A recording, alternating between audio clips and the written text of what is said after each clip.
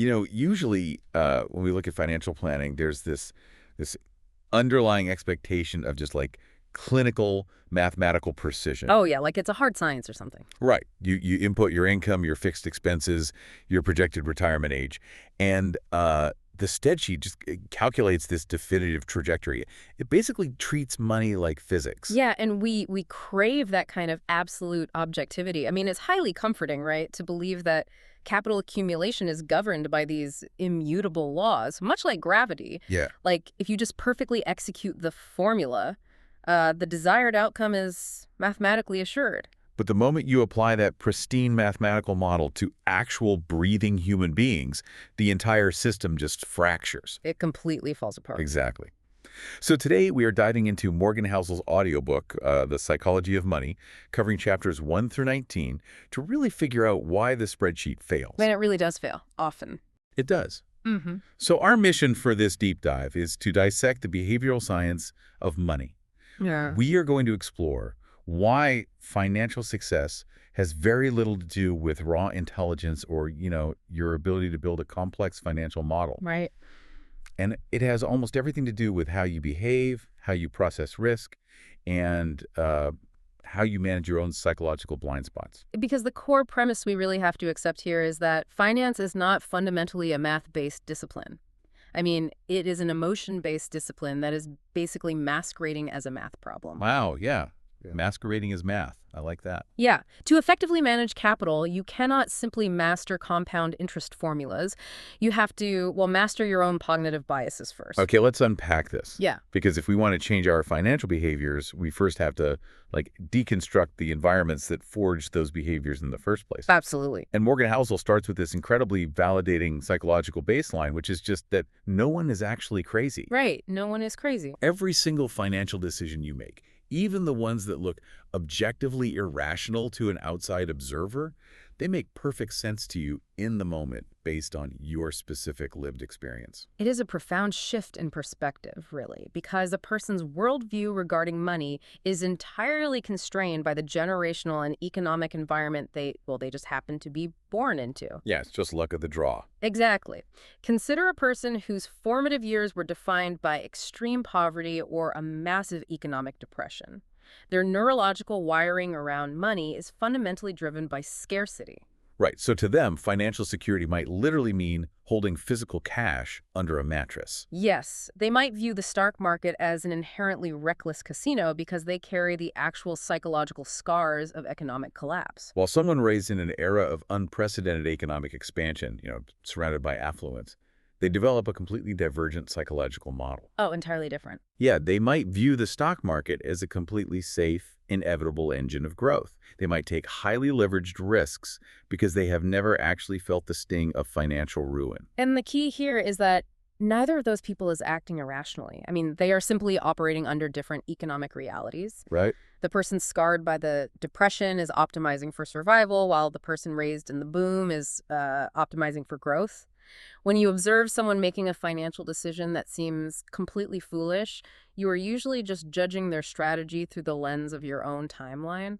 It's like trying to enforce a universal diet plan on everyone. Oh, that's a great way to look at it. Yeah, you wouldn't prescribe the exact same caloric intake and macro breakdown to an Olympic marathon runner and sedentary office worker. Right, because their bodies are doing completely different things. Exactly. Their metabolic realities are fundamentally different. Similarly, our financial metabolisms adapt to the specific economic environments we were forced to survive. What's fascinating here is how acknowledging this dynamic fundamentally alters your perception of success. I mean, if our financial metabolisms are shaped by environments we did not choose, it forces us to confront the two invisible forces that govern every outcome. Which are luck and risk. Luck and risk, yes. And we have a massive cultural blind spot here. We love to build mythologies around brilliant entrepreneurs attributing every ounce of their success to their individual genius and relentless work ethic. We love a self-made narrative. We do, but we systematically ignore the raw statistical variance of chance. Take the stories of Bill Gates. Yeah. He is undeniably brilliant and hardworking, but there was also a staggering element of luck involved. Oh, absolutely staggering. Yeah, when he was in high school in the late 1960s, He attended Lakeside School, which was one of the only high schools in the entire world that had a computer. The statistical improbability of that is just wild. Out of millions of high school students globally at that time, only a tiny fraction of a fraction had the physical access required to learn programming at that age. Gates was uniquely positioned by circumstances entirely outside of his control. But, the mechanism of chance swings both ways. To truly understand luck, you have to understand its twin, which is risk. Right. The story of Kent Evans. Exactly. Penn Evans was Bill Gates' classmate, his closest friend, and by all accounts, equally as brilliant and ambitious as Gates. Wow. Yeah, and he shared the exact same unprecedented access to that lakeside computer. But before he could even graduate, he tragically died in a mountaineering accident. Man, that is so sad. It is. Luck is the reality that forces outside of your control can positively dictate an outcome. Risk is the exact same mechanism forces entirely outside of your control, negatively dictating an outcome. Because we refuse to acknowledge the power of those invisible forces, we develop this dangerous illusion of control. We assume our success is 100% self-made. Right, and that leads to some very interesting behavioral quirks. Yeah, because if we believe our success is entirely a product of our own genius, we start using our money to aggressively signal that genius to everyone else. Which brings us to the man-in-the-car paradox. Yes. This is perhaps one of the most pervasive psychological traps in modern society. We are evolutionarily wired to signal status, right? And in a financial context, that usually means purchasing highly visible luxury goods. But the paradox is that the signaling completely misfires. Like when you are standing on the sidewalk and a $200,000 exotic sports car drives by, your brain does not process the driver. Not at all. You don't look at the person behind the wheel and think, wow, I deeply admire the intellect and work ethic of the individual driving that vehicle. Yeah. You completely erase the driver from the equation. You really do. You stare at the car, and you mentally superimpose yourself into the driver's seat. Right. The individual who purchased the car did so under the subconscious belief that the object would buy them the admiration of strangers. Which is wild when you think about it. It is. They are attempting to acquire respect through capital expenditure. But the observer doesn't respect the owner. The observer uses the object as a mirror to reflect their own aspirations. So the signaling is entirely ineffective. You are purchasing an illusion of admiration. Which flips our entire societal definition of wealth upside down. The flashy cars, the massive estates, the luxury watches, those are not indicators of wealth. They are merely indicators of money that has been spent. Exactly. They just show you used to have that money. Right. True wealth is entirely invisible. Wealth is the capital that hasn't been converted into material goods. It's the untouched investment portfolio. It's the unspent savings. It's the absolute lack of a desire to prove to strangers that you have money. The danger of conflating visible spending with actual wealth is that it locks you into an unwinnable psychological game. If your goal is to perpetually signal status, you will never reach a point of satiation. Because there's always someone with a bigger boat. Exactly. There is a deeply cautionary element here regarding the pursuit of more. Take Rajat Gupta, a highly successful consulting executive who possessed a net worth of roughly $100 million. $100 million. Yeah. By any rational metric, he had secured generational wealth. Yet, he engaged in insider trading, committing a severe financial crime, entirely because he was surrounded by billionaires and felt his $100 million wasn't enough. He had everything he could possibly need, and he risked it all for money he didn't need simply because he lacked an internal boundary. Exactly. Contrast that with John Bogle, the founder of Vanguard. At a party hosted by a massively wealthy hedge fund manager, a friend pointed out that the host made more money in a single day than Bogle made in his entire life. Ouch. Right. But Bogle's response was simply, yes, but I have something he will never have enough. Wow. Enough. Yeah, defining your own point of enough is the only way to insulate yourself from taking catastrophic risks. I hear the philosophy there, but practically speaking, let me play the skeptic for a second. Sure, go for it. If the definition of true wealth is exclusively what you don't see, the unspent capital, the untouched portfolio, aren't we just hoarding numbers on a server somewhere until we expire? It can definitely feel that way. Right. Like, what is the actual functional utility of generating capital if the optimal strategy is to never convert it into tangible enjoyment? That is the central tension of capital accumulation. But the utility isn't in the hoarding itself. The utility is in what the unspent capital buys you immediately. The highest possible dividend that money pays isn't a physical object. It is unadulterated autonomy. Autonomy. Total control over your own time. Having invisible wealth means waking up on a Tuesday morning and knowing you can dictate exactly what happens that day. Okay, yeah, that makes sense. It means having the leverage to leave a toxic job without facing immediate ruin. It means having the bandwidth to care for a sick parent without going into debt. The invisible wealth isn't just sitting there doing nothing. It is actively functioning as a psychological safety net that buys you the most finite currency in existence, which is your time. Here's where it gets really interesting. Because if the goal is to secure that autonomy, we have to look at the mechanics of how you actually acquire the capital, and more importantly, how you keep it. Which are two very different things. Yeah, and it turns out those are two completely contradictory skill sets. They require diametrically opposed psychological frameworks. I mean, getting wealthy requires an offensive posture. It requires a willingness to take calculated risks, an inherent optimism about the future, and, well, the audacity to step outside the norm. You have to actively pursue growth. But staying wealthy, that requires a defensive posture. It requires frugality, a healthy dose of paranoia, and the humility to accept that a portion of your success was luck, which means it can be taken away. Yes, you have to guard it. Getting wealthy is like planting a tree. It requires aggressive action. You have to dig the hole, source the seed, water it intensely, and fight off pests to force growth. But staying wealthy is like having the emotional control to not cut that tree down for firewood during its first harsh winter just because it lost its leaves and looks dead. It requires immense patience and the understanding that winter is a season, not the end of the world. That perfectly illustrates the mechanism of survival. Because survival, simply refusing to cut down the tree, is the absolute prerequisite for the two most powerful mathematical forces in finance to take effect. The first is compounding, right? Yes, compounding. The human brain is terrible at grasping compound growth because we think linearly. If you ask someone to add 8 plus 8 plus 8 plus 8, they understand the trajectory perfectly. But compounding is exponential. It's 8 times 8 times 8 times 8. The curve stays deceivingly flat for decades before it suddenly goes vertical. Precisely. If you look at Warren Buffett's net worth, the vast majority of his wealth was accumulated after his 65th birthday. It's crazy to think about. It really is. And that isn't because his investing strategy suddenly became exponentially better in his 60s. It's because the mathematical realities of compounding finally hit the vertical part of the curve. He just survived long enough, without interrupting the process, to let the math work. And the second force you have to survive long enough to experience is the concept of tail events.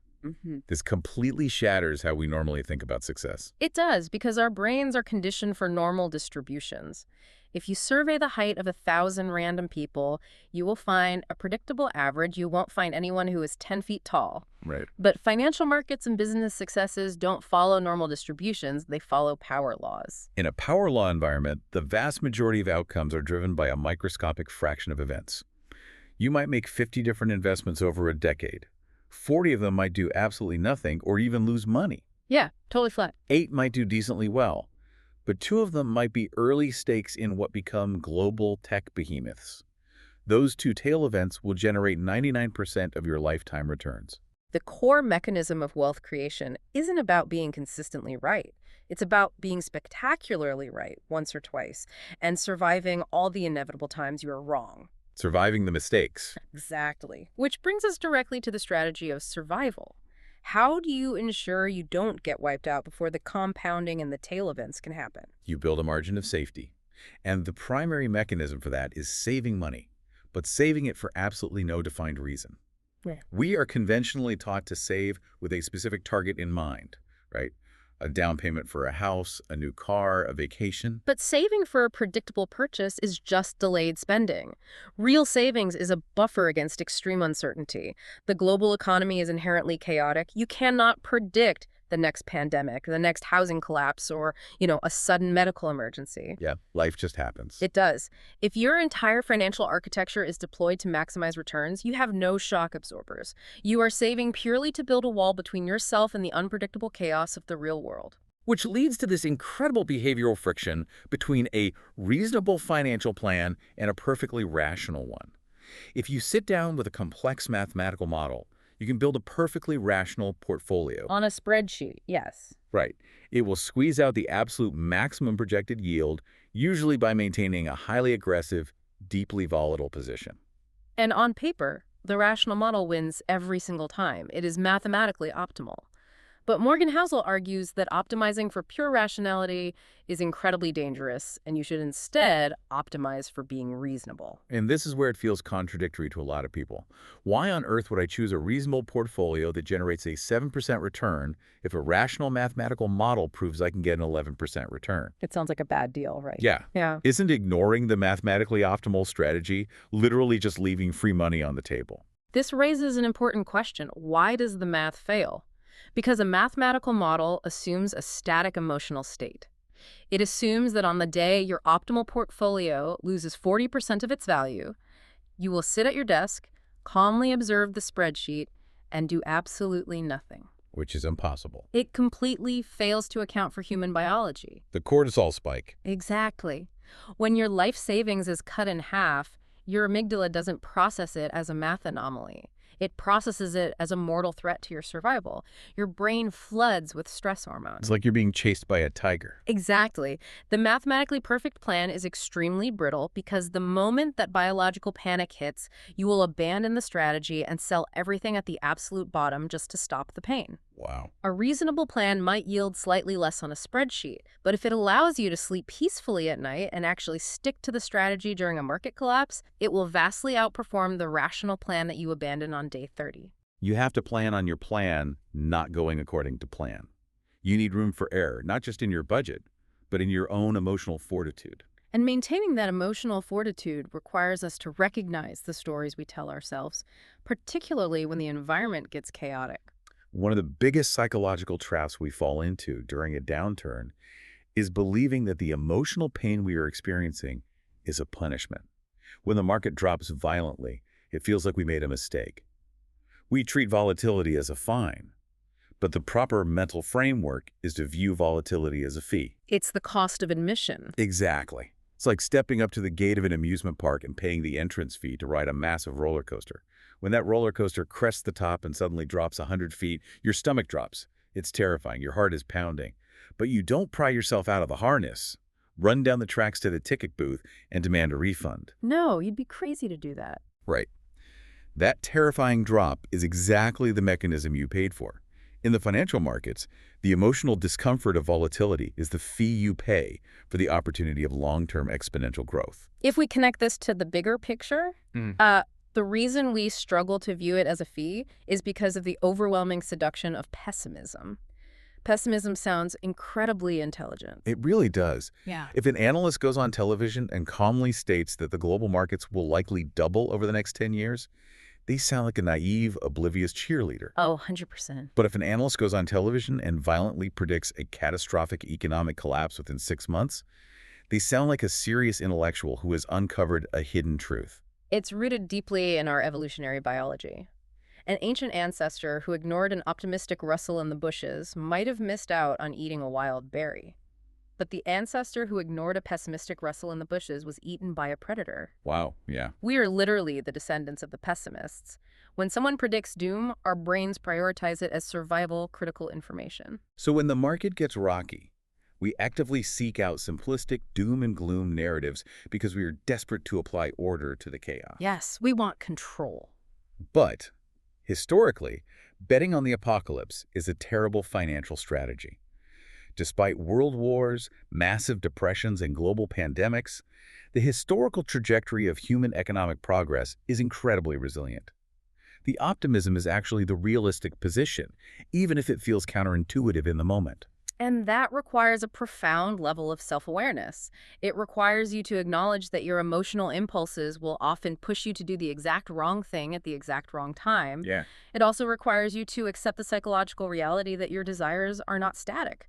The financial plan you drafted at age 20, prioritizing high-risk growth to buy luxury assets, will almost certainly conflict with your priorities at age 40 when you might value stability and time with your family. You're not the same person. Exactly. Your strategy must be flexible enough to accommodate the fact that you will evolve. Which brings us to the ultimate synthesis of all these behavioral quirks. Financial mastery isn't about outsmarting the market with a superior algorithm. It's about cultivating the humility to respect the immense power of chance, the patience to let compounding work entirely uninterrupted, and, well, the internal clarity to align your capital with the life you actually want to experience. It is an exercise in applied psychology. You aren't managing money. You are managing your own behavior around money, And if you can master that behavior, you secure the ultimate prize autonomy. which is everything. So what does this all mean? We've established today that true wealth isn't measured by the objects you accumulate. It's measured by the freedom you secure. It is the invisible safety net that allows you to dictate your own reality. Perfectly said. So here's a challenge for you to chew on this week. Okay. What if you audited your calendar instead of your investment portfolio? Oh, I like that. Right. If a completely objective stranger looked exclusively at how you spent your Tuesday, the specific tasks you chose to do, the people you spent your hours with, the level of autonomy you exercised, would they conclude that you were wealthy? That is the only metric that actually matters. It completely reorients the goalposts. Thank you for joining us on this deep dive into the behavioral mechanics of your money. Keep examining those internal narratives, keep challenging your assumptions, and we will catch you on the next one.